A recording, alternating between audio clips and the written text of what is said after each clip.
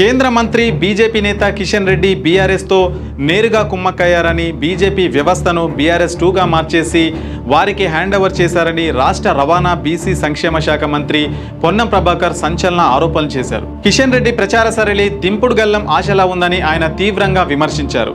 జూబ్లీహిల్స్ ఉప ఎన్నికల్లో బీజేపీ అభ్యర్థికి 10,000 ఓట్ల కంటే ఎక్కువ రావని తాను సవాల్ విసురుతున్నట్లు పొన్నం స్పష్టం చేశారు. గత ఎన్నికల్లో మీరు బీఆర్ఎస్ మద్దతు తీసుకున్నారు.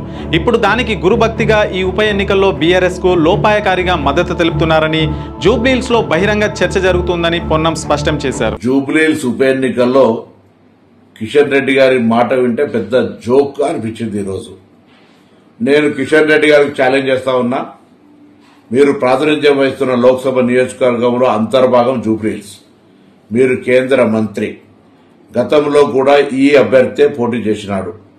ఈ అభ్యర్థికి అప్పుడు 25,000 ఓట్లు వచ్చినాయి. ఇప్పుడు 10,000 కంటే ఓట్లు దాటాయని నేను ఛాలెంజ్ చేస్తా ఉన్నా.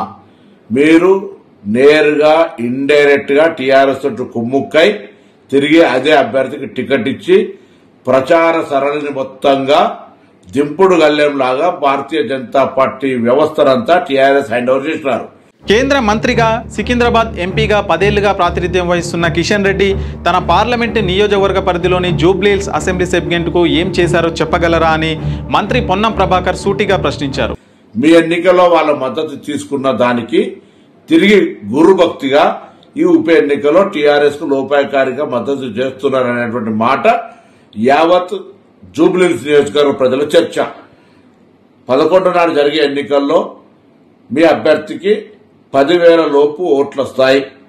ఛాలెంజ్ చేయదలుచుకున్నారా కిషన్ రెడ్డి గారు అని అడుగుతా ఉన్నాం.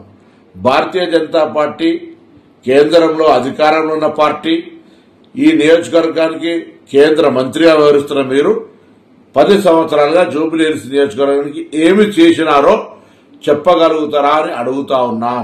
ఇప్పటికైనా కిషన్ రెడ్డి నిజాయితీగా వ్యవహరించాలి. సొంత పార్టీ అభ్యర్థిని మోసం చేయకుండా బీజేపీ ఎమ్మెల్యే రాజాసింగ్ చెబుతున్నట్లుగా నిబద్ధతతో పనిచేయాలని డిమాండ్ చేస్తున్నాను అని పొన్నం ప్రభాకర్ హితవు పలికారు.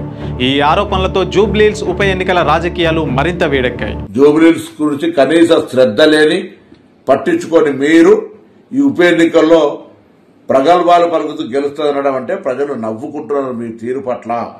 అందుకే వెంటనే ఇప్పటికైనా నిజాయితీగా ఎన్నికల్లో మీ అభ్యర్థిని మోసం చేయకుండా, మీ అభ్యర్థిని ఎదుటి పార్టీకి అమ్మకుండా నిజాయితీగా పనిచేయమని రాజాసింగ్ గారు చెప్తున్నట్టుగా ఆ విధంగా వ్యవహరించమని డిమాండ్ చేస్తా ఉన్నాను. మీ వ్యాపారం అభివృద్ధి కావాలని కోరుకుంటున్నారా? అయితే వెంటనే క్యూనస్ ని సంప్రదించండి.